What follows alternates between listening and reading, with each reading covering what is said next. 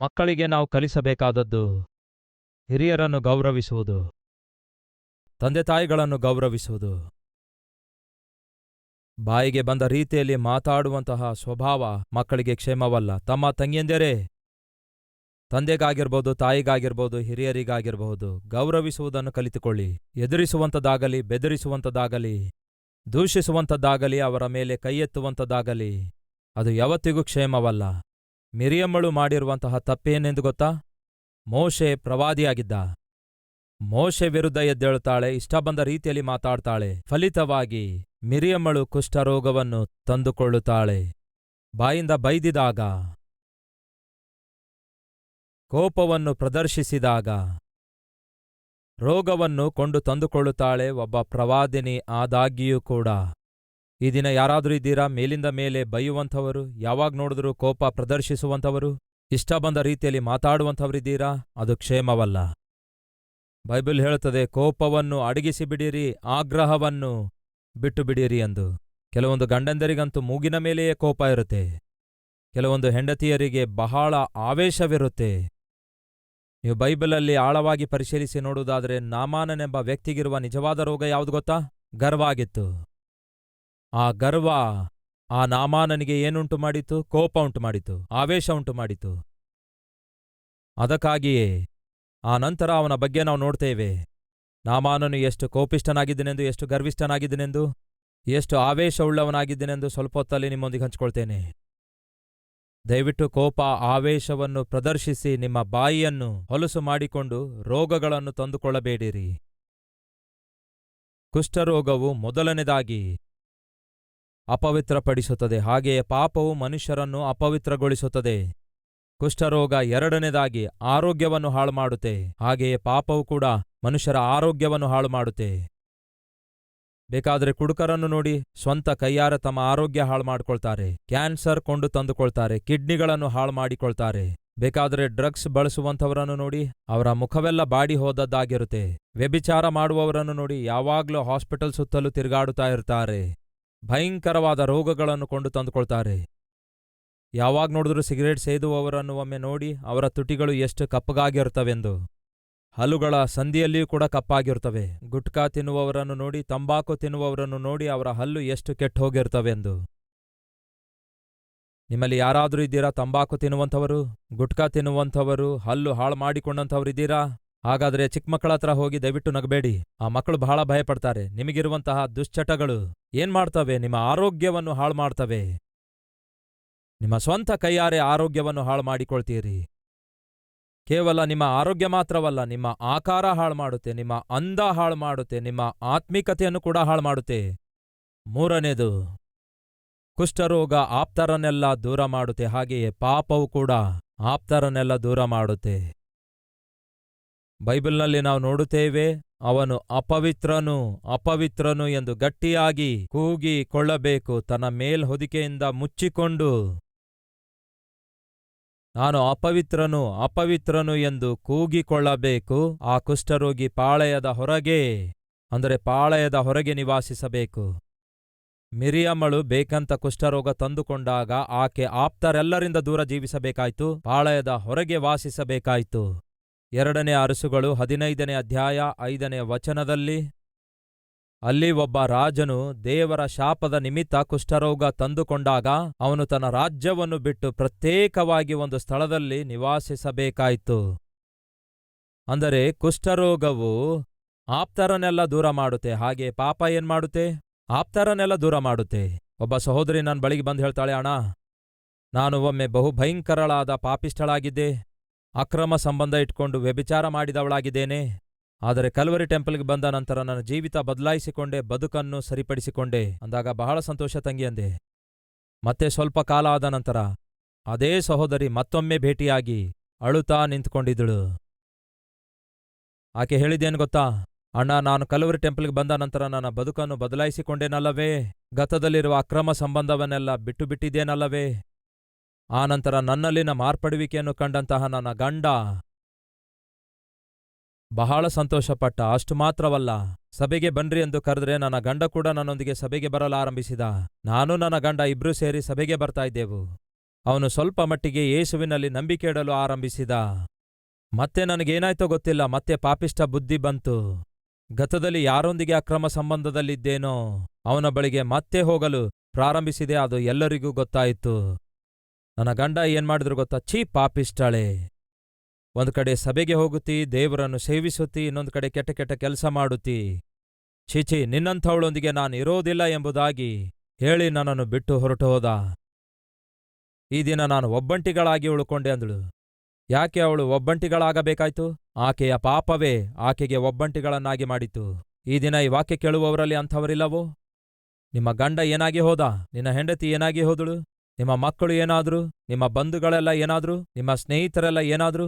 ಯಾಕೆ ಅವರೆಲ್ಲ ನಿಮ್ಮನ್ನು ಬಿಟ್ಟು ಹೊರಟೋದ್ರು? ನಿಮ್ಮ ಪಾಪಿಷ್ಠ ಜೀವಿತ ನೋಡಲಾರದಕ್ಕಾಗಿ, ನೀವು ಹಾಕುವ ವೇಷ ನೋಡಲಾರದಕ್ಕಾಗಿ, ನೀವು ಮಾಡುತ್ತಿರುವ ನೀಚವಾದ ಕಾರ್ಯಗಳನ್ನು ನೋಡಿ ತಾಳಲಾರದೆ ಅವರು ಈ ದಿನ ನಿಮ್ಮಿಂದ ದೂರವಾಗಿದ್ದಾರೆ. ಪಾಪವು ನಿಮ್ಮನ್ನು ಪ್ರೀತಿಸುವವರನ್ನು, ನೀವು ಪ್ರೀತಿಸುವವರನ್ನು ದೂರ ಮಾಡುತ್ತದೆ ಎಂದು ಹೇಳುವುದರಲ್ಲಿ ಯಾವ ಸಂದೇಹವೇ ಇಲ್ಲ. ನಮ್ಮ ಸಭೆಯಲ್ಲಿ ಒಬ್ಬ ಸಹೋದರಿ ಕೊಟ್ಟ ಸಾಕ್ಷಿ ನಿಮ್ಮ ಜ್ಞಾಪಕಕ್ಕೆ ತರ್ತೇನೆ. ನನ್ನ ತಂದೆ ನನ್ನ ತಾಯಿಯ ಮಾತನ್ನು ಮೀರಿ ಅವರನ್ನು ಬೇಡ ಅಂದುಕೊಂಡು, ನನ್ನ ಇಷ್ಟ ಬಂದ ರೀತಿಯಲ್ಲಿ ಮದುವೆಯಾಗಬೇಕಂದುಕೊಂಡು ನಾನು ಪ್ರೀತಿಸಿದ ಹುಡುಗನಿಗೆ ನಾನು ಮದುವೆಯಾದೆ. ತಂದೆ ತಾಯಿ ಎಷ್ಟೇ ಬೇಡ ಅಂದ್ರೂ ಅವರ ಮಾತು ಕೇಳದೆ ನನ್ನಿಷ್ಟ ನೆರವೇರಿಸಿಕೊಳ್ಳುವ ಪ್ರಯತ್ನ ಮಾಡಿದೆ. ಮದುವೆ ಆದ ನಂತರ ಗೊತ್ತಾಯ್ತು ಅವನು ಒಳ್ಳೆ ಹುಡುಗನಲ್ಲವೆಂದು. ಮೊದಲೇ ಅವನಿಗೊಂದು ಮದುವೆ ಆಗಿತ್ತಂತೆ. ಅಷ್ಟೇ ಅಲ್ಲ, ನನ್ನ ಫ್ರೆಂಡ್ ಜೊತೆಗೆ ಅವನು ಅಕ್ರಮ ಸಂಬಂಧವನ್ನು ಇಟ್ಕೊಂಡಿದ್ದಾನೆಂದು ತಿಳ್ಕೊಂಡಾಗ ನನ್ನ ಹೃದಯ ಒಡೆದು ಹೋಯ್ತು. ಮನೆಗೆ ಬಂದು ಈ ವಿಷಯ ತಂದೆ ತಾಯಿಗಳಿಗೆ ಹೇಳಿಕೊಳ್ಳೋಣ ಅಂದ್ರೆ ಅವರು ನನ್ನಿಂದ ದೂರವಾಗಿದ್ದಾರೆ ಎಂದು ನಾನು ಹೇಳುವುದಕ್ಕಿಂತಲೂ ಅವರನ್ನು ನಾನೇ ದೂರ ಮಾಡಿಕೊಂಡಿದ್ದೇನೆ ಅನ್ನುತ್ತಾಳೆ. ಒಬ್ಬ ಮನುಷ್ಯ ತನ್ನ ಇಷ್ಟಾನುಸಾರವಾಗಿ ಜೀವಿಸುವಾಗ ತನ್ನ ಸ್ವಂತವರನ್ನು ದೂರ ಮಾಡಿಕೊಳ್ಳುತ್ತಾನೆ. ಈಕೆಯು ಸ್ವಂತ ಜನರನ್ನು ದೂರ ಮಾಡಿಕೊಂಡಳು. ಈ ದಿನ ನಮ್ಮ ಮಧ್ಯೆ ಯಾರಾದರೂ ಇದ್ದೀರಾ?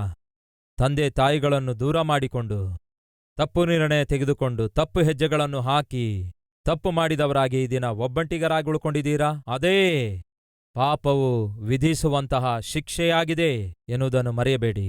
4ನೇದಾಗಿ, ಕುಷ್ಠರೋಗವು ಅಂತ್ಯಗೊಳಿಸುತ್ತದೆ, ಆಯುಷನ್ನು ಕಡಿಮೆ ಮಾಡಿಬಿಡುತ್ತದೆ. ಹಾಗೆಯೇ ಪಾಪವು ಕೂಡ ಮನುಷ್ಯರನ್ನು ಅಂತ್ಯಗೊಳಿಸುತ್ತದೆ. ಪಾಪವು ಮನುಷ್ಯರ ಆಯುಷನ್ನು ಕಡಿಮೆ ಮಾಡುತ್ತದೆ. ಎಷ್ಟು ಜನ ಕುಡುಕರು 30-40 ವರ್ಷದ ವಯಸ್ಸಿನಲ್ಲಿಯೇ ತಮ್ಮ ಪ್ರಾಣ ಕಳ್ಕೊಳ್ಳಲಿಲ್ಲ? ಎಷ್ಟು ಜನ ವ್ಯಭಿಚಾರಿಗಳ ಬಳಿಗೆ ಹೋಗಿ ಏಡ್ಸ್ ರೋಗ ಕೊಂಡು ತಂದುಕೊಂಡು ತಮ್ಮ ಪ್ರಾಣ ಕಳ್ಕೊಳ್ಳಲಿಲ್ಲ? ಎಷ್ಟು ಜನ ಕೆಟ್ಟ ಚಟಗಳಿಗೆ ಒಳಗಾಗಿ ಕಿಡ್ನಿಗಳನ್ನು ಹಾಳು ಮಾಡಿಕೊಂಡು, ಲಿವರನ್ನು ಹಾಳು ಮಾಡಿಕೊಂಡು, ರೋಗ ಕೊಂಡು ತಂದುಕೊಂಡು ಪ್ರಾಣ ಕಳೆದುಕೊಳ್ಳಲಿಲ್ಲ? ಪಾಪ ಏನ್ಮಾಡ್ತದೆ ಗೊತ್ತಾ? ಆಯುಷನ್ನು ಕಡಿಮೆ ಮಾಡುತ್ತದೆ. ಈ ದಿನ ನಮ್ಮ ಮಧ್ಯೆ ಯಾರಾದರೂ ಇದ್ದೀರಾ? ಶರೀರ ಇಚ್ಛೆಗಳಿಗೂ ಪಾಪಿಷ್ಠ ಚಟಗಳಿಗೂ ಒಳಗಾದಂಥವರಾಗಿರುವುದಾದರೆ ದಯವಿಟ್ಟು ಕೇಳಿರಿ. ತಿಳಿದು ತಪ್ಪು ಮಾಡುವಂಥವರಿರುವುದಾದರೆ ದಯವಿಟ್ಟು ಕೇಳಿರಿ. ಅದು ನಿಮಗೇನ್ ಮಾಡುತ್ತದೆ ಗೊತ್ತಾ? 4 ಅಮೂಲ್ಯವಾದ ಎಚ್ಚರಿಕೆಗಳನ್ನು ನಿಮ್ಮೊಂದಿಗೆ ಹಂಚಿಕೊಂಡಿದ್ದೇನೆ. ನಾಮಾನನ ಜೀವಿತದಲ್ಲಿ 4 ಕಾರ್ಯಗಳು ಜರುಗುತ್ತವೆ. ಮೊದಲನೇದಾಗಿ, ಅವನಿಗಿರುವ ಕುಷ್ಠರೋಗ ಅವನಿಗೆ ಅಪವಿತ್ರಗೊಳಿಸುತ್ತದೆ. ಅವನಿಗೆ ಅಧಿಕಾರವಿತ್ತು, ಆಸ್ತಿಪಾಸ್ತಿಗಳಿದ್ದುವು, ಆಪ್ತರೆಲ್ಲರೂ ಇದ್ದಾರೆ, ಅಖಂಡವೂ ಇದೆ ಅಂದುಕೊಳ್ಳುತ್ತಾನೆ. ಆದರೆ ಕುಷ್ಠರೋಗ ಏನ್ ಮಾಡಿತು ಗೊತ್ತಾ? ಅವನಿಗೆ ಅಡ್ರೆಸ್ವಿಲ್ಲದಂತೆ ಮಾಡಿಬಿಟ್ಟಿತು, ಅಪವಿತ್ರನನ್ನಾಗಿ ಮಾಡಿತು, ಆರೋಗ್ಯವನ್ನು ಹಾಳು ಮಾಡಿತು, ಆಪ್ತರನ್ನೆಲ್ಲ ದೂರ ಮಾಡಿ ತಳ್ಳಿ ಹಾಕುವಂಥದ್ದಾಗಿತ್ತು, ಅವನಿಗೆ ಅಂತ್ಯಗೊಳಿಸುವಂಥದ್ದಾಗಿತ್ತು, ಅವನ ಜೀವಿತ ಅಲ್ಲಕಲ್ಲೋಲವಾಗುವಂಥದ್ದಾಗಿತ್ತು. ಅಂತಹ ಸಮಯದಲ್ಲಿ ನಾಮಾನನು ಯುದ್ಧಕ್ಕೆ ಮೊದಲು ಹೋದಾಗ, ಹಿಂತಿರುಗಿ ಬರುವಾಗ ಇಸ್ರಾಯೇಲರಲ್ಲಿ ಒಂದು ಚಿಕ್ಕ ಹುಡುಗಿಯನ್ನು ತನ್ನ ಮನೆಗೆ ಕರೆತರುತ್ತಾನೆ, ತನ್ನ ಹೆಂಡತಿಗೆ ಸಹಾಯ ಮಾಡುವುದಕ್ಕಾಗಿ. ಹಾಗೆ ಒಂದು ಚಿಕ್ಕ ಹುಡುಗಿಯನ್ನು ಕರೆತರುತ್ತಾನೆ. ಚಿಕ್ಕ ಹುಡುಗಿ ಅನ್ನುವಾಗ ಪರ್ಹ್ಯಾಪ್ಸ್ ಟೀನೇಜ್ ಗರ್ಲ್ ಆಗಿರಬೇಕು. ಟೀನೇಜ್ ಅನ್ನುವಾಗ 13, 14, 15, 16, 17 ವರ್ಷದ ವಯಸ್ಸುಳ್ಳ ಒಂದು ಚಿಕ್ಕ ಹುಡುಗಿ ಆಕೆ ಆಗಿರಬಹುದು. ಬಲವಂತವಾಗಿ ಆ ಹುಡುಗಿಯನ್ನು ನಾಮಾನನು ಕರೆತರ್ತಾನೆ ಪ್ರಿಯರೇ. ಹಾಗೆ ಕರೆತಂದಾಗ ಆ ಚಿಕ್ಕ ಹುಡುಗಿ ಎಷ್ಟೋ ಅತ್ತಿರುತ್ತಾಳೆ. ನಾನು ಮತ್ತೆ ನನ್ನ ಜೀವಿತದಲ್ಲಿ ನನ್ನ ಅಮ್ಮಳಿಗೆ ನೋಡ್ಲಿಕ್ಕಾಗುತ್ತಾ, ಅಪ್ಪನಿಗೆ ನೋಡ್ಲಿಕ್ಕಾಗುತ್ತಾ, ತಮ್ಮನಿಗೆ ನೋಡ್ಲಿಕ್ಕಾಗುತ್ತಾ, ನನ್ನ ಅಣ್ಣನಿಗೆ ನೋಡ್ಲಿಕ್ಕಾಗುತ್ತಾ ಎಂದು ಎಷ್ಟೋ ಅತ್ತಿರುತ್ತಾಳೆ. ಆ ಹುಡುಗಿ ಆ ರೀತಿಯಾಗಿ ಅಳ್ತಾ ಇದ್ರೂ ಕೂಡ ನಾಮಾನನ ಮನಸ್ಸು ಕರಗಲಿಲ್ಲ. ಯಾಕೆಂದ್ರೆ ಕಠಿಣನಾಗಿದ್ದ. ಆ ಚಿಕ್ಕ ಹುಡುಗಿಯನ್ನು ನಾಮಾನನು ತನ್ನ ಮನೆಗೆ ಕರೆತಂದ ನಂತರ ಆಕೆ ಎಷ್ಟೋ ಮಿಸ್ ಮಾಡ್ಕೊಂಡಿರುತ್ತಾಳೆ. ತಂದೆ ತಾಯಿಗಳನ್ನು ಬಿಟ್ಟು ನಾನು ಯಾವತ್ತೂ ಇರಲಿಲ್ಲ. ಅವರನ್ನು ನೋಡಲಾರದೆ ಒಂದು ದಿವಸ ಕೂಡ ಇರ್ತಿರ್ಲಿಲ್ಲ. ಅಂತಹ ನನ್ನನ್ನು ಈ ದುರ್ಮಾರ್ಗಿ ನನಗೆ ಅಮ್ಮಳಿಂದ ದೂರ ಮಾಡ್ದ, ಅಪ್ಪನಿಂದ ದೂರ ಮಾಡ್ದ. ಅವರನ್ನು ನೋಡಬೇಕನಿಸುತ್ತಾ ಇದೆ, ಅವರ ಬಳಿಗೆ ಹೋಗಬೇಕನಿಸುತ್ತಾ ಇದೆ. ಆದರೆ ದೇಶವಲ್ಲದ ದೇಶಕ್ಕೆ ಕರೆತಂದಿದ್ದಾನೆ ಪಾಪಿಷ್ಟನು. ಅದೇ ಸಮಯದಲ್ಲಿ ನಾಮಾನನು ಸೈನ್ಯಾಧಿಪತಿಯಾಗಿರುವುದರಿಂದ ಸೈನ್ಯಾಧಿಪತಿಯ ಡ್ರೆಸ್ ಅನ್ನು ಧರಿಸಿಕೊಂಡು, ತಲೆ ಮೇಲೆ ಹೆಲ್ಮೆಟ್ ಹಾಕಿಕೊಂಡು, ಶಿರಸ್ತ್ರಾಣ ಧರಿಸಿಕೊಂಡು, ಕವಚವನ್ನು ಧರಿಸಿಕೊಂಡು ತಿರುಗಿ ಮನೆಗೆ ಬಂದು ಅವೆಲ್ಲ ತೆಗೆದು ಹಾಕಿದ ನಂತರ ಏನ್ ಕಾಣುತ್ತೆ ಹೇಳಿ? ಕುಷ್ಠರೋಗ. ಅವನ ಅಧಿಕಾರ ಅವನ ಕುಷ್ಠರೋಗದಿಂದ ಬಿಡಿಸಿತೋ? ಇಲ್ಲ. ಅವನಿಗಿರುವ ಆಸ್ತಿಪಾಸ್ತಿ ಅವನಿಗಿರುವ ಕುಷ್ಠರೋಗದಿಂದ ಬಿಡಿಸಿತೋ? ಇಲ್ಲ. ಈ ದಿನ ನಿಮ್ಮ ಅಧಿಕಾರ ಆಗಿರ್ಬೋದು, ನಿಮ್ಮ ಆಸ್ತಿ ಆಗಿರ್ಬೋದು, ನಿಮ್ಮ ಅಂತಸ್ತಾಗಿರ್ಬೋದು, ನಿಮ್ಮ ಅಂದ ಆಗಿರಬಹುದು, ನಿಮಗಿರುವ ಅಪವಿತ್ರತೆಯಿಂದ ನಿಮ್ಮನ್ನು ಬಿಡಿಸಬಲ್ಲದು, ನಿಮಗಿರುವ ಅನ್ಯಾಯದ ಜೀವಿತದಿಂದ ಬಿಡಿಸಬಲ್ಲದು, ನೀವು ಮಾಡ್ತಿರುವ ಅನ್ಯಾಯದ ಮೋಸದಿಂದ ನಿಮ್ಮನ್ನು ತಪ್ಪಿಸಬಲ್ಲದು. ಪಾಪ ನಿಮ್ಮನ್ನು ಅಪವಿತ್ರಗೊಳಿಸಿದೆ. ಪಾಪ ನಿಮಗೆ ಆರೋಗ್ಯವಿಲ್ಲದಂತೆ ಮಾಡಿದೆ. ಪಾಪವು ನಿಮ್ಮನ್ನು ಆಪ್ತರೆಲ್ಲರಿಂದ ದೂರ ಮಾಡಿದೆ. ಪಾಪವು ಶೀಘ್ರದಲ್ಲೇ ನಿಮ್ಮನ್ನು ಅಂತ್ಯಗೊಳಿಸುವಂತದ್ದಾಗಿದೆ. ಇದೇ ವಾಸ್ತವ. ನಾಮಾನನ ಜೀವಿತದಲ್ಲಿ ಎಕ್ಸಾಕ್ಟ್ ಆಗಿ ಅದೇ ಜರುಗುತ್ತಾ ಇದೆ. ಮನೆಗೆ ಬಂದ ನಂತರ ಬದುಕು ಸಾಧಾರಣವಾಗಿಯೇ ಇತ್ತು. ಮನೆಗೆ ಬಂದ ನಂತರ ತನ್ನ ಶರೀರ ನೋಡಿಕೊಂಡರೆ ಆ ಶರೀರ ಅವನಿಗೆ ನಿರುತ್ಸಾಹಗೊಳಿಸುತ್ತಾ ಇತ್ತು, ನಿರಾಶೆಯನ್ನುಂಟು ಮಾಡುತ್ತಾ ಇತ್ತು. ಅಲ್ಲಿರುವ ಕುರ್ಚಿಯಲ್ಲಿ ಕೂತ್ಕೊಂಡು ಕುಸಿದು ಬಿದ್ದಿರುತ್ತಾನೆ. ಆ ಹುಡುಗಿ ಜಾಗ್ರತೆಯಿಂದ ಗಮನಿಸುತ್ತಾಳೆ. ಸೈನ್ಯಾಧಿಪತಿಯಾಗಿ ಮನೆಗೆ ಹಿಂತಿರುಗಿ ಬಂದಿದ್ದಾನೆ. ಆದರೆ ಮನೆಗೆ ಬಂದ ನಂತರ ತನ್ನ ಡ್ರೆಸ್ ಅನ್ನೆಲ್ಲ ತೆಗೆದು ಹಾಕಿದ ನಂತರ ಕುಷ್ಠರೋಗ ಕಾಣಿಸಿಕೊಂಡಿತು. ನಿರಾಶೆ, ನಿರುತ್ಸಾಹ ವ್ಯಕ್ತಪಡಿಸುತ್ತಾ ಕುರ್ಚಿಯಲ್ಲಿ ಕೂತ್ಕೊಂಡಿದ್ದ. ಆ ಚಿಕ್ಕ ಹುಡುಗಿ, ಆ ಸೈನ್ಯಾಧಿಪತಿ ತನ್ನ ಕುರ್ಚಿಯಲ್ಲಿ ಕುಷ್ಠರೋಗದೊಂದಿಗೆ ಕೂತಿರುವುದನ್ನು ನೋಡ್ತಾಳೆ. ಒಂದು ವೇಳೆ ನೀವೇ ಆ ಚಿಕ್ಕ ಹುಡುಗಿಯ ಸ್ಥಾನದಲ್ಲಿ ಇದ್ದಿದ್ದೇ ಆದ್ರೆ ಏನ್ ಮಾಡ್ತಾ ಇದ್ರಿ ಹೇಳಿ? ಪಾಪಿಷ್ಟನೇ. ಮಾಡಿರುವ ಪಾಪ ಹೇಗೆ ಸುಮ್ಮನೆ ಬಿಡುತ್ತೆ ನಿನಗೆ? ನೀನ್ ಮಾಡಿದ ಪಾಪ ಹೇಗೆ ನಿನ್ನನ್ನು ಸುಮ್ಮನೆ ಬಿಡುತ್ತೆ? ನನ್ನಂತಹ ಅಮಾಯಕಳನ್ನು, ಅಭಾಗ್ಯಗಳನ್ನು ಅನ್ಯಾಯವಾಗಿ ಬಲವಂತವಾಗಿ ಇಲ್ಲಿಗೆ ಕರೆತಂದಿದೆಯಲ್ಲವೇ? ನನ್ನ ತಂದೆ ತಾಯಿಗಳನ್ನು ನನ್ನಿಂದ ದೂರ ಮಾಡಿದೆಯಲ್ಲವೇ? ನನ್ನ ಉಸಿರು, ನನ್ನ ಶಾಪ ಈಗ ನಿನಗೆ ಹತ್ತಿಕೊಂಡಿದೆ. ಈಗ ಅನುಭವಿಸು.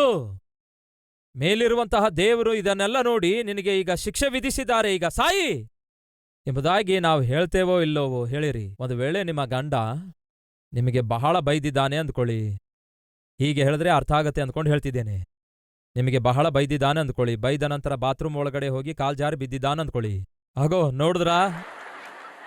ನಾನಿನ್ನು ಮುಂದೆ ಏನೇ ಹೇಳದೇ ಇರುವಾಗ್ಲೂ ಎಷ್ಟು ನಗ್ತಾ ಇದ್ದಾರೆ ನೋಡಿ ಅವರು. ಬ್ರದರ್ಸ್, ನೀವು ಜಾರು ಬಿದ್ರೆ ಅವ್ರಿಗೆ ಅಷ್ಟು ಆನಂದ ನೋಡಿ. ಏನ್ ಸಹೋದರಿಯರೇ, ನಿಮ್ಮ ಗಂಡ ಬೈದ್ ಹೋಗಿ ಬಾತ್ರೂಮಲ್ಲಿ ಬಿದ್ದ ಅಂದ್ಕೊಳ್ಳಿ. ನನಗೆ ಗೊತ್ತು ಅವನು ಬೀಳ್ತಾನೆಂದು. ನೋಡಿ, ಇದು ನಮ್ಮ ಬುದ್ಧಿ. ಅನ್ಯಾಯದಿಂದ ಒಂದು ಚಿಕ್ಕ ಹುಡುಗಿಗೆ ತನ್ನ ಮನೆಗೆ ಕರೆತಂದ್ರೆ, ಹಾಗೆ ಕರೆತಂದವನು ಕುಷ್ಠರೋಗದಿಂದ ಬಳಲುತ್ತಾ ಇದ್ರೆ ಆ ಚಿಕ್ಕ ಹುಡುಗಿ ನಮ್ಮಂತೆ ನಗಬೇಕಲ್ಲವೇ? ಚೆನ್ನಾಗಿ ಜರುಗಿತ್ತು. ಆದರೆ ನಗಲಿಲ್ಲ ಪ್ರಿಯರೇ. ಆ ಚಿಕ್ಕ ಹುಡುಗಿ ನಗಲಿಲ್ಲ. ಯಾಕೆ ಗೊತ್ತಾ? ಆ ಚಿಕ್ಕ ಹುಡುಗಿ ಇಸ್ರಾಯೇಲ್ ದೇಶದಿಂದ ಸಿರಿಯ ದೇಶಕ್ಕೆ ಬರುತ್ತಿರುವಾಗ ಒಬ್ಬಂಟಿಗಳಾಗಿ ಬರಲಿಲ್ಲ. ಮತ್ತೆಗೆ ಬಂದಳು? ತನ್ನ ಜೊತೆಗೆ ತನ್ನ ದೇವರನ್ನು ಕೂಡ ತೆಗೆದುಕೊಂಡು ಬಂದಳು. ತನ್ನ ಜೊತೆಗೆ ತನ್ನ ದೇವರನ್ನು ಕರೆತರುತ್ತಾಳೆ. ತನ್ನ ಹೃದಯದೊಳಗೆ ತನ್ನ ದೇವರನ್ನು ಇಟ್ಕೊಂಡಿರುವಂತಹ ಒಂದು ಹುಡುಗಿಯಾಗಿದ್ದಳು. ಆ ರೀತಿಯಾಗಿ ಆಕೆ ತನ್ನೊಂದಿಗೆ ತನ್ನ ದೇವರನ್ನು ಕರೆತರಬೇಕಾದ್ರೆ ಆಕೆ ಮನೆಯಲ್ಲಿಯೂ ಕೂಡ ದೇವರಿರಬೇಕಲ್ಲವೇ? ಇಸ್ರಾಯೇಲ್ ದೇಶದವರ ಮಧ್ಯದಲ್ಲಿ ಮತ್ತು ಅವರ ಮನೆಯಲ್ಲಿ ದೇವರಿದ್ದಾಗ ತಾನೇ ಅದೇ ದೇವರನ್ನು ಆ ಹುಡುಗಿ ತನ್ನ ಜೊತೆಗೆ ಕರೆತರಲು ಸಾಧ್ಯವಾಗುತ್ತೆ ಅಲ್ಲವೋ? ಆ ಹುಡುಗಿ ದೇವರನ್ನು ತನ್ನೊಂದಿಗೆ ಕರೆತಂದಿರುವುದಾದರೆ ಆ ಹುಡುಗಿ ಇರುವಂತಹ ಮನೆಯಲ್ಲಾಗಲಿ, ಆ ಹುಡುಗಿಯ ತಾಯಿ ತಂದೆ ಚಿಕ್ಕಂದಿನಿಂದ ಹುಡುಗಿಗೆ ದೇವರು ಯಾರೆಂದು ತಿಳಿಯಪಡಿಸಿದ್ರು. ದೇವರ ಭಯಭಕ್ತಿಯಲ್ಲಿ ಆ ಹುಡುಗಿಯನ್ನು ಬೆಳೆಸುತ್ತಾರೆ. ದೇವರ ಭಯಭಕ್ತಿಯಲ್ಲಿ ಆ ಹುಡುಗಿಯನ್ನು ಬೆಳೆಸಿರುವುದರಿಂದಲೇ ಆ ಹುಡುಗಿ ಚಿಕ್ಕ ವಯಸ್ಸಿನಲ್ಲಿಯೇ ದೇವರಲ್ಲಿ ಭಯ ಭಕ್ತಿಯುಳ್ಳವಳಾಗಿ ನಿಜವಾದ ದೇವರನ್ನು ಆರಾಧಿಸುವಂತಹ ಒಬ್ಬ ಆತ್ಮೀಕಳಾಗಿ ಆ ಚಿಕ್ಕ ಹುಡುಗಿ ಬೆಳೆದಿರುವುದಾದರೆ ಆಕೆಯ ತಂದೆ ತಾಯಿ ದೇವರಲ್ಲಿ ಭಯಭಕ್ತಿಯುಳ್ಳವರಾಗಿದ್ರು, ಆತ್ಮೀಕರಾಗಿದ್ರು. ಚಿಕ್ಕಂದಿನಿಂದಲೇ ಆತ್ಮೀಕಳನ್ನಾಗಿ ಬೆಳೆಸಿರುವ ತಂದೆ ತಾಯಿ ಆ ಮಗಳಿಗೆ ಇರುವುದರಿಂದ, ಆಕೆಯ ಮನೆಯಲ್ಲಿ ದೇವರು ಇರುವುದರಿಂದಲೇ, ದೇವರಿರುವ ಆ ಮನೆಯೊಳಗಿಂದ ಆ ಹುಡುಗಿ ಬಂದದ್ದರಿಂದಲೇ ಆಕೆ ಹೊರಟು ಬರುವಾಗ ತನ್ನೊಂದಿಗೆ ತನ್ನ ದೇವರನ್ನು ಕೂಡ ಕರೆತರ್ತಾಳೆ. ತಂದೆಯೆಂದರೆ, ತಾಯಿಯೆಂದರೆ. ಚಿಕ್ಕಂದಿನಿಂದ ಮಕ್ಕಳನ್ನು ಆತ್ಮಿಕರನ್ನಾಗಿ ಬೆಳೆಸಿರಿ. ಮಾಡ್ರನ್ ಆಗಿ ಅಲ್ಲ, ಸ್ಟೈಲಿಶ್ ಆಗಿ ಅಲ್ಲ, ಫ್ಯಾಷನೇಬಲ್ ಆಗಿ ಅಲ್ಲ. ಮಕ್ಕಳನ್ನು ಬೆಳೆಸಬೇಕಾದದ್ದು ಸ್ಪಿರಿಚುವಲ್ ಆಗಿ. ಒಂದು ದಿನ ಚಿಕ್ಕ ಹುಡುಗಿ ಪಕ್ಕದ ಮನೆಯವರ ಮನೆಗೆ ಹೋಗಿ ಅವರ ಮನೆಯಲ್ಲಿ ಜರುಗುವ ಕುಟುಂಬ ಪ್ರಾರ್ಥನೆ ಜರುಗುತ್ತಿರುವಾಗ, ಬೈಬಲ್ ಓದುತ್ತಾ ಇರುವಾಗ, ಹಾಡು ಹಾಡುತ್ತಿರುವಾಗ ಪಕ್ಕದ ಮನೆಯಲ್ಲಿರುವಂತಹ ಹುಡುಗಿ ಈ ಮನೆಗೆ ಹೋಗಿ ಅವರೊಂದಿಗೆ ಪ್ರಾರ್ಥನೆ ಮಾಡ್ತಾ ಇದ್ದಳು, ಹಾಡುಗಳನ್ನು ಹಾಡ್ತಾ ಇದ್ದಳು, ವಾಕ್ಯ ಓದುತ್ತಾ ಇರುವಾಗ ಶ್ರದ್ಧೆಯಿಂದ ಕೇಳ್ತಾ ಇದ್ದಳು. ಪ್ರತಿದಿನ ಹಾಗೆ ಕುಟುಂಬ ಪ್ರಾರ್ಥನೆ ಪ್ರಾರಂಭಿಸಿದ ತಕ್ಷಣವೇ ಈ ಹುಡುಗಿ ಓಡೋಡಿ ಅವರ ಮನೆಗೆ ಹೋಗ್ತಾ ಇದ್ದಳು. ಅವರೊಂದಿಗೆ ಚೆನ್ನಾಗಿ ಕೂತ್ಕೊಂಡು ಹಾಡುಗಳನ್ನು ಹಾಡ್ತಾ ಇದ್ದಳು, ಪ್ರಾರ್ಥನೆ ಮಾಡ್ತಾ ಇದ್ದಳು, ವಾಕ್ಯ ಓದುವಾಗ ಬಹಳ ಶ್ರದ್ಧೆಯಿಂದ ಕೇಳ್ತಾ ಇದ್ದಳು. ಇದೆಲ್ಲ ಗಮನಿಸಿರುವಂತಹ ಕುಟುಂಬ ಪ್ರಾರ್ಥನೆ ನಡೆಸುವ ಆ ಸ್ತ್ರೀ ಕೇಳ್ತಾಳೆ, ಏನ್ ಮಗಳೇ, ನಾವು ಕುಟುಂಬ ಪ್ರಾರ್ಥನೆಯಲ್ಲಿ ಹಾಡು ಆರಂಭಿಸಿದ ತಕ್ಷಣವೇ ಓಡೋಡಿ ಬರ್ತಿ, ನಮ್ಮೊಂದಿಗೆ ಪ್ರಾರ್ಥನೆಯಲ್ಲಿ ಪಾಲ್ಗೊಳ್ತಿ, ಹಾಡುಗಳನ್ನು ಹಾಡ್ತಿ, ಬೈಬಲ್ ಓದಿದ್ರೆ ಚೆನ್ನಾಗಿ ಕೇಳಿಸ್ಕೊಳ್ತಿ, ನೀವು ಕೂಡ ಕ್ರೈಸ್ತರಾಗಿದ್ದೀರಲ್ಲವೋ, ಮತ್ತೆ ನಿಮ್ಮ ಮನೆಯಲ್ಲಿ ಪ್ರಾರ್ಥನೆ ಮಾಡುವುದಿಲ್ಲವೋ ಎಂದು ಹೀಗೆ ಆ ಹುಡುಗಿಗೆ ಕೇಳುತ್ತಾಳೆ. ಆಗ ಆ ಹುಡುಗಿ ಹೇಳಿರುವ ಮಾತೇನು ಗೊತ್ತಾ ಪ್ರಿಯರೇ? ಆಂಟಿ, ನಮ್ಮ ಮನೆಯಲ್ಲಿ ಯೇಸು ಇಲ್ವಲ್ಲ? ಅದು ಅವಳ ಉತ್ತರ ಆಗಿತ್ತು. ನಮ್ಮ ಮನೆಯಲ್ಲಿ ಯೇಸು ಇಲ್ವಲ್ಲ ಅಂದಳು. ಇದೇನಮ್ಮ, ನೀವು ಕ್ರೈಸ್ತರಾಗಿದ್ದೀರಿ ಅಲ್ಲವೇ? ನೀವು ಕ್ರಿಶ್ಚಿಯನ್ ಆಗಿದ್ದೀರಲ್ಲವೇ? ನೀವು ಕೂಡ ಸಭೆಗೆ ಹೋಗ್ತೀರಲ್ಲವೇ ಅಂದಾಗ, ಹೌದಾಂಟಿ, ನಾವು ಕ್ರೈಸ್ತರೇ ಆಗಿದ್ದೇವೆ, ನಾವು ಸಭೆಗೆ ಹೋಗ್ತೇವೆ, ಆದರೆ ನಮ್ಮ ಮನೆಯಲ್ಲಿ ಯೇಸು ಇಲ್ಲ ಆಂಟಿ. ಯಾಕಿಲ್ಲಮ್ಮ ಅಂದಾಗ, ಯಾವಾಗ ನೋಡಿದ್ರೂ ನನ್ನ ತಂದೆ ತಾಯಿ ಹೊಡ್ಕೊಂಡು ಸಾಯ್ತಾರಲ್ಲವೇ? ಯಾವಾಗ ನೋಡಿದ್ರೂ ನಮ್ಮ ಮನೆಯಲ್ಲಿ ಜಗಳ ಇರುತ್ತೆ ಅಲ್ಲವೇ? ಯಾವಾಗ ನೋಡಿದ್ರೂ ನಮ್ಮ ಮನೆಯಲ್ಲಿ ಬೈದಾಡಿಕೊಳ್ಳೋದು ಇರುತ್ತೆ ಅಲ್ಲವೇ? ನನ್ನ ತಂದೆಯನ್ನು ಕಂಡ್ರೆ ತಾಯಿಗಾಗಲ್ಲ, ತಾಯಿಯನ್ನು ಕಂಡ್ರೆ ತಂದೆಗಾಗಲ್ಲ, ಇಬ್ಬರು ಯಾವಾಗಲೂ ಒಬ್ಬರನ್ನೊಬ್ಬರು ಬೈದಾಡಿಕೊಳ್ತಾ ಇರ್ತಾರಲ್ಲವೇ? ಅದಕ್ಕಾಗಿ ಯೇಸು ನಮ್ಮ ಮನೆ ಬಿಟ್ಟು ಹೊರಟೋದ್ರು. ನಮ್ಮ ಮನೆಯಲ್ಲಿ ಯೇಸು ಇಲ್ಲ ಆಂಟಿ ಅಂದಳು. ಒಬ್ಬ ಮಗಳು ಹೀಗೆ ಹೇಳ್ತಿದ್ದಾಳೆ, ನನ್ನ ತಂದೆಯ ತಾಯಿಯ ವ್ಯವಹಾರ ನೋಡಿ, ಅವ್ರು ಆಡುವ ಜಗಳ ನೋಡಿ, ಅವ್ರು ಹೊಡಿದಾಡಿಕೊಳ್ಳುವುದನ್ನು ನೋಡಿ ದೇವ್ರು ಯಾವತ್ತೋ ನಮ್ಮ ಮನೆ ಬಿಟ್ಟು ಹೋದ್ರು ಎಂದು ಹೇಳ್ತಾಳೆ. ಎಂಥ ಘೋರ ನೋಡಿ, ಎಷ್ಟು ಘೋರ ನೋಡಿ. ಈ ದಿನ ಜಗಳ ಆಡುವಂತಹ ತಾಯೆಂದರೆ, ಜಗಳವಾಡುವ ತಂದೆಯೆಂದರೆ ಕೇಳ್ತಿದ್ದೀರಾ? ಒಂದು ದಿನ ನಿಮ್ಮ ಮಗನಾಗಲಿ ಮಗಳಾಗಲಿ ಇದೇ ಸಾಕ್ಷಿ ಕೊಡುವುದಾದರೆ ಎಂಥ ಅವಮಾನಕರ ಯೋಚಿಸಿ. ನಮ್ಮ ಮನೆಯಲ್ಲಿ ದೇವರಿಲ್ಲ, ಯಾಕೆಂದರೆ ನನ್ನ ತಾಯಿ ಒಳ್ಳೆಯವಳಲ್ಲ. ನಮ್ಮ ಮನೆಯಲ್ಲಿ ದೇವರಿಲ್ಲ, ಯಾಕೆಂದರೆ ನನ್ನ ತಂದೆ ಒಳ್ಳೆಯವನಲ್ಲ. ನಮ್ಮ ಮನೆಯಲ್ಲಿ ಅಪವಿತ್ರವಾದ ಕಾರ್ಯಕಲಾಪಗಳು ಜರುಗುತ್ತಿವೆ, ಅದಕ್ಕಾಗಿಯೇ ನಮ್ಮ ಮನೆಯಲ್ಲಿ ದೇವರಿಲ್ಲ ಎಂದು ಮಕ್ಕಳು ಹೇಳುವುದಾದರೆ ಇನ್ನು ಅದಕ್ಕಿಂತಲೂ ಅವಮಾನಕರವಾದ ವಿಷಯ ತಂದೆ ತಾಯಿಗಳಿಗೆ ಬೇರೆ ಏನಿರುತ್ತೆ ಹೇಳಿ? ಈ ಸಮಯದಲ್ಲಿ ಎಲ್ಲರಿಗೂ ಕೇಳ್ತಿದ್ದೇನೆ, ಅಷ್ಟಕ್ಕೂ ನಿಮ್ಮ ಮನೆಯಲ್ಲಿ ದೇವರಿದ್ದಾರಾ? ಈ ದಿನ ನಿಮ್ಮ ಮನೆಯಲ್ಲಿ ದೇವರಿದ್ದಾರಾ? ಇಲ್ಲವಾದರೆ ಜಾಗ್ರತೆ, ಅದು ನಿಮಗೂ ಅಪಾಯ, ನಿಮ್ಮ ಮಕ್ಕಳಿಗೂ ಕೂಡ ಅಪಾಯ. ಆ ಚಿಕ್ಕ ಹುಡುಗಿ ತನ್ನ ಮನೆ ಬಿಟ್ಟು ಬರ್ತಾ ಬರುತ್ತಾ ತನ್ನೊಂದಿಗೆ ದೇವರನ್ನು ಕರತಂದಿರುವುದಾದರೆ ಆಕೆಯ ಮನೆಯಲ್ಲಿರುವ ಆಕೆಯ ತಂದೆ ತಾಯಿ ಚಿಕ್ಕಂದಿನಿಂದಲೇ ಆಕೆಗೆ ಆತ್ಮಿಕತೆಯನ್ನು ಕಲಿಸಿಕೊಟ್ಟಿದ್ರು. ದೇವರ ಭಯಭಕ್ತಿಯಲ್ಲಿ ಆಕೆಯನ್ನು ಬೆಳೆಸಿದ್ರು. ಬಂಧಿಸಿ ಆ ಹುಡುಗಿಯನ್ನು ಕರೆದೊಯ್ದರೂ ಕೂಡ ಆ ಹುಡುಗಿ ಮಾತ್ರ ಒಬ್ಬಂಟಿಗಳಾಗಿ ಹೋಗಲಿಲ್ಲ. ತಂದೆಯೆಂದರೆ ತಾಯಿಯೆಂದರೆ ನಿಮ್ಮ ಮಕ್ಕಳಿಗೆ ಚಿಕ್ಕಂದಿನಿಂದಲೇ ಆತ್ಮಿಕ ಪಾಠಗಳನ್ನು ಕಲಿಸಿರಿ. ಯಾಕೆಂದರೆ ನಿಮಗೆ ಗೊತ್ತಾ, ಗೂಡಿನೊಳಗೆ ಪಕ್ಷಿಗಳು ಇರುತ್ತವೆ, ಪಕ್ಷಿಯ ಮರಿಗಳು ಕೂಡ ಗೂಡಲ್ಲಿರುತ್ತವೆ. ಆ ಮರಿಗಳು ಗೂಡಲ್ಲಿ ಇರುವವರೆಗೂ ತಂದೆ ತಾಯಿಗಳು ತಂದು ಆಹಾರ ಕೊಡ್ತವೆ. ಆ ಮರಿ ಪಕ್ಷಿಗಳಿಗೆ ರೆಕ್ಕೆಗಳು ಬಂದ ನಂತರ ಆ ಮರಿ ಪಕ್ಷಿಗಳು ಏನ್ ಮಾಡುತ್ತವೆ ಹೇಳಿ? ಗೂಡನ್ನು ಬಿಟ್ಟು ಹಾರಿ ಹೋಗ್ತವೆ. ಈ ದಿನ ತಂದೆ ತಾಯಿಗಳಾಗಿ ನಿಮ್ಮ ಮಕ್ಕಳನ್ನು ಪೋಷಿಸ್ತಾ ಇದ್ದೀರಿ. ನಂತರ ಓದುವುದರ ನಿಮಿತ್ತ ಆಗಿರ್ಬೋದು, ಉದ್ಯೋಗದ ನಿಮಿತ್ತ ಆಗಿರ್ಬೋದು, ಇಲ್ಲವೇ ವಿವಾಹ ಮಾಡಿಕೊಂಡ ನಂತರ ಆಗಿರ್ಬೋದು, ಮಕ್ಕಳು ಇತರ ಪ್ರಾಂತ್ಯಗಳಿಗೆ, ಇತರ ಸ್ಥಳಗಳಿಗೆ, ಇತರ ದೇಶಗಳಿಗೆ ಹೊರಟು ಹೋಗಬೇಕಾಗ್ತದೆ. ಆದರೆ ಆ ಮಕ್ಕಳು ಎಲ್ಲಿಗೆ ಹೋದರೂ ಕೂಡ ಓದುವುದರ ನಿಮಿತ್ತ ಆಗಿರ್ಬೋದು, ಉದ್ಯೋಗದ ನಿಮಿತ್ತ ಆಗಿರ್ಬೋದು, ವಿವಾಹ ಮಾಡಿಕೊಂಡಾದರೂ ಆಗಿರ್ಬೋದು, ಅವರು ಎಲ್ಲಿಗೆ ಹೋದರೂ ಕೂಡ ಅವರು ತಮ್ಮೊಂದಿಗೆ ದೇವರನ್ನು ಕರೆದುಕೊಂಡು ಹೋಗುವುದಾದರೆ ಅವರು ಕ್ಷೇಮವಾಗಿರುತ್ತಾರೆ, ಭದ್ರವಾಗಿರುತ್ತಾರೆ, ಅವರ ಜೀವಿತಗಳು ಆಶೀರ್ವಾದಕರವಾಗಿರುತ್ತವೆ. ಆ ರೀತಿಯಾಗಿ ನಿಮ್ಮ ಮಕ್ಕಳ ಜೀವಿತಗಳು ಭವಿಷ್ಯದಲ್ಲಿ ಒಳ್ಳೆ ರೀತಿಯಿಂದ ಇರಬೇಕಾದರೆ ಇಂದಿನಿಂದಲೇ ಅವರಿಗೆ ಪ್ರೀತಿಯಿಂದ ಬೆಳೆಸಿರಿ, ಪ್ರಾರ್ಥನೆಯಿಂದ ಬೆಳೆಸಿರಿ, ಪರಿಶುದ್ಧತೆಯಿಂದ ಬೆಳೆಸಿರಿ. ಈ ಮೂರು ಬಹಳ ಪ್ರಾಮುಖ್ಯವಾಗಿವೆ. ಪೇರೆಂಟ್ಸ್, ನಿಮ್ಮ ಮಕ್ಕಳನ್ನು ಪ್ರಾರ್ಥನೆಯಿಂದ ಬೆಳೆಸಿರಿ, ಪ್ರೀತಿಯಿಂದ ಬೆಳೆಸಿರಿ, ಪರಿಶುದ್ಧತೆಯಿಂದ ಬೆಳೆಸಿರಿ. ಈ ಮೂರು ಅವರ ಜೀವಿತದಲ್ಲಿ ಅವರನ್ನು ಕಾಪಾಡ್ತವೆ. ಆ ಚಿಕ್ಕ ಹುಡುಗಿ ಬಂಧಿಸಲ್ಪಟ್ಟವಳಾಗಿ ಆ ಒಂದು ನಾಮಾನನ ಮನೆಗೆ ಕರೆತಂದಾಗ ಏನ್ ಜರುಗಿತು ಗೊತ್ತಾ? ನಾಮಾನನು ಕುಷ್ಠರೋಗದಿಂದ ಸಫರ್ ಆಗ್ತಾ ಇದ್ದ. ಕುಷ್ಠರೋಗ ಯಾರಾದರೂ ವಾಸಿ ಮಾಡ್ಲಿಕ್ಕಾಗುತ್ತಾ? ಯಾರು ವಾಸಿ ಮಾಡ್ಲಿಕ್ಕಾಗಲ್ಲ. ಯಾರು ವಾಸಿ ಮಾಡ್ಲಿಕ್ಕಾಗದೇ ಇರುವಂತಹ ಭಯಂಕರವಾದಂತಹ ರೋಗದಿಂದ ನಾಮಾನನು ಬಳಲುತ್ತಾ ಇದ್ದ. ಹಾಗೆಯೇ ಪಾಪದಿಂದ ನಿಮ್ಮನ್ನು ಯಾರಾದರೂ ಬಿಡಿಸ್ಲಿಕ್ಕಾಗುತ್ತದೋ? ಈ ಲೋಕದಲ್ಲಿ ಯಾರೊಬ್ಬರೂ ಕೂಡ ಪಾಪಿಷ್ಠನನ್ನು ಪರಿಶುದ್ಧನನ್ನಾಗಿ ಮಾರ್ಪಡಿಸಲು ಸಾಧ್ಯವಿಲ್ಲ. ಅಸಾಧ್ಯಕರವಾಗಿರುವ ಪಾಪಿಷ್ಠ ಜೀವಿತವನ್ನು ನೀವು ಜೀವಿಸುತ್ತಾ ಇದ್ದೀರಿ. ಹಾಗಾದ್ರೆ ಯಾರು ನಿಮ್ಮನ್ನು ಬಿಡಿಸಬಲ್ಲರು? ಯಾರು ನಾಮಾನನನ್ನು ವಾಸಿ ಮಾಡಬಲ್ಲರು? ಆ ದಿನ ನಾಮಾನನು ಮನೆಗೆ ಬಂದು ನಿರಾಶೆ ನಿರುತ್ಸಾಹದಲ್ಲಿ ಕುಸಿದು ಬಿದ್ದಿರುವಾಗ ಆ ಚಿಕ್ಕ ಹುಡುಗಿ ಆ ಮನೆ ಯಜಮಾನಳಾಗಿರುವ ನಾಮಾನನ ಹೆಂಡತಿಗೆ ಹೇಳುತ್ತಾಳೆ, ಅಮ್ಮಾ ಅಮ್ಮಾ, ನಿಮ್ಮೊಂದಿಗೆ ಸ್ವಲ್ಪ ಮಾತಾಡಬಹುದೋ? ಬಂಧಿಸಲ್ಪಟ್ಟು ಆಳಾಗಿ ಬಂದಿರುವ ಹುಡುಗಿ ಯಜಮಾನಳೊಂದಿಗೆ ಮಾತಾಡುವ ಹಾಗಿರಲಿಲ್ಲ, ಧ್ವನಿ ಎತ್ತುವ ಹಾಗಿರಲಿಲ್ಲ. ಬಾಯಿ ಮುಚ್ಕೊಂಡು ಹೇಳಿದ ಕೆಲಸ ಮಾಡಬೇಕಿತ್ತೇ ಹೊರತು ಅಧಿಕ ಪ್ರಸಂಗ ಮಾಡುವುದಾಗಲಿ, ಪ್ರಶ್ನೆ ಕೇಳುವುದಾಗಲಿ, ಸಲಹೆ ಕೊಡುವುದಾಗಲಿ, ಮಾತಾಡುವುದಕ್ಕಾಗಲಿ ಕೂಡ ಹಕ್ಕು ಇರಲೇ ಇಲ್ಲ. ಮಾತಾಡುವ ಹಾಗಿರಲಿಲ್ಲ. ಅದರಲ್ಲೂ ನಾಮಾನನು ಸೈನ್ಯಕ್ಕೆ ಅಧಿಪತಿಯಾಗಿದ್ದ, ದೊಡ್ಡ ಅಧಿಕಾರಿಯಾಗಿದ್ದ. ಅಂಥ ದೊಡ್ಡ ಅಧಿಕಾರಿ ಮನೆಯಲ್ಲಿ ಕೆಲಸ ಮಾಡುವ ಹುಡುಗಿಗೆ ಸ್ವಲ್ಪವೂ ಮಾತಾಡುವ ಹಕ್ಕಿರಲಿಲ್ಲ.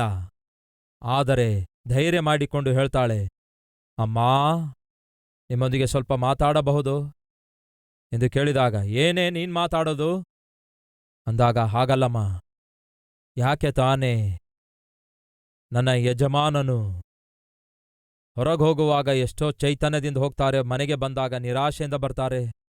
ಯಾಕೆ ಆ ರೀತಿ ನಿರಾಶೆ ನಿರುತ್ಸಾಹದೊಂದಿಗೆ ಕುಸಿದು ಬೀಳುತ್ತಾರೆ? ಏನ್ ಜರುಗುತ್ತಾ ಇದೆ?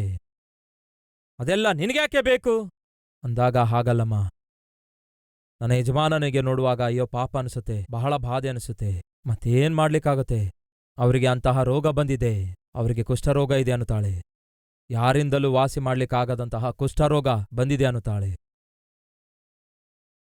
ಅದಕ್ಕೆ ಅವರಷ್ಟು ಬಾಧೆ ಪಡ್ತಿದ್ದಾರೆ, ಅದಕ್ಕೆ ನಾವೆಲ್ಲ ಇಷ್ಟು ಬಾಧೆ ಪಡ್ತಿದ್ದೇವೆ ಅನ್ನುತ್ತಾಳೆ.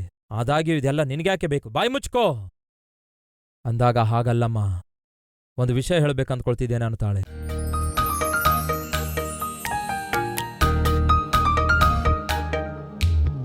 ಮಹಾಪರಿಶುದ್ಧನಾದ ಪ್ರೀತಿಯುಳ್ಳ ತಂದೆಯೇ, ನಿಮ್ಮ ಸನ್ನಿಧಿಯಲ್ಲಿರುವಂತಹ ಪ್ರತಿಯೊಬ್ಬರೊಂದಿಗೆ ಈ ಸಮಯದಲ್ಲಿ ನೀವು ಮಾತಾಡಿದ್ದಕ್ಕಾಗಿ ನಿಮಗೆ ಸ್ತುತಿ ಸ್ತೋತ್ರಗಳು ದೇವರೇ. ಬಿತ್ತಲ್ಪಟ್ಟ ಈ ವಾಕ್ಯ ಫಲಿಸುವಂತೆ ಮಾಡಿ ಪ್ರತಿಯೊಬ್ಬರ ಜೀವಿತಗಳನ್ನು ಆಶೀರ್ವದಿಸಿರಿ.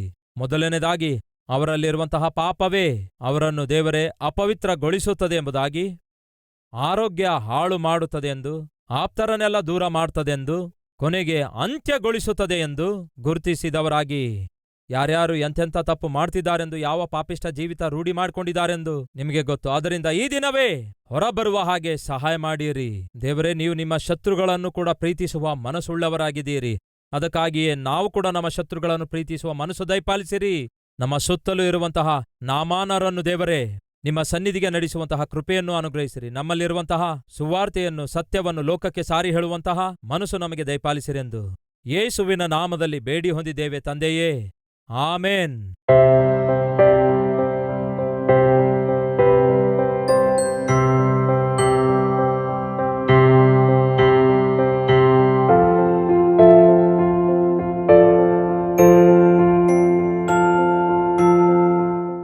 ನಮ್ಮ ವಿಳಾಸ Calvary, post box number 30, Kukatpally, Hyderabad 72.